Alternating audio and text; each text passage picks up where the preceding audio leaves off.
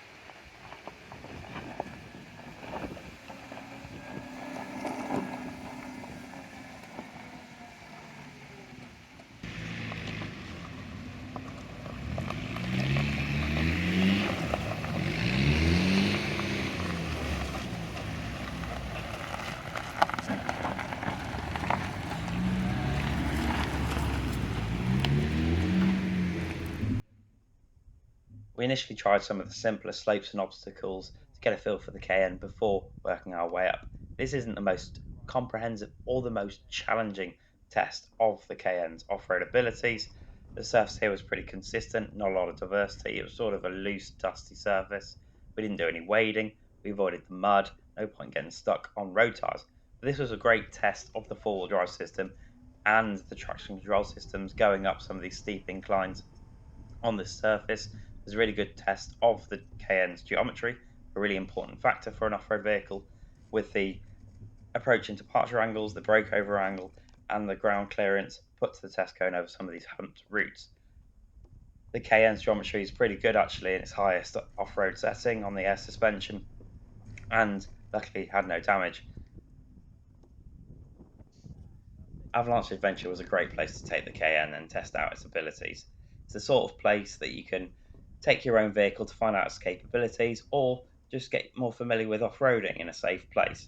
It's also quite a cheap thing to do. It costs myself and Matt just over £40 for the day, and there are places like this dotted up and around the UK. They're not so common, but they're worth seeking out. There was quite a few little tracks here. We did a lot of them, not all of them. There's lots of different sort of severities, and there were lots of different vehicles here of different types of capability, some a lot more modified than others.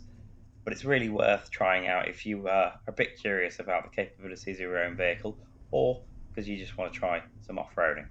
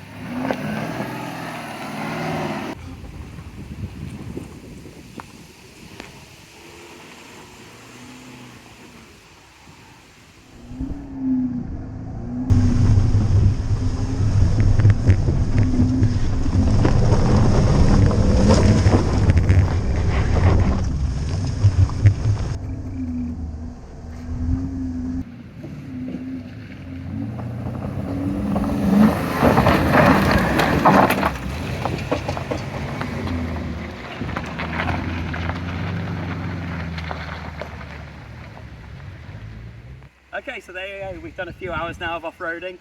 Really surprised by how well the Cayenne copes, especially on these road tyres. Four-wheel drive system, having to work really hard on these dusty tracks. We've even done a little bit of rock crawling where the car's been up in the air and swinging about, and yeah, been really impressed by it.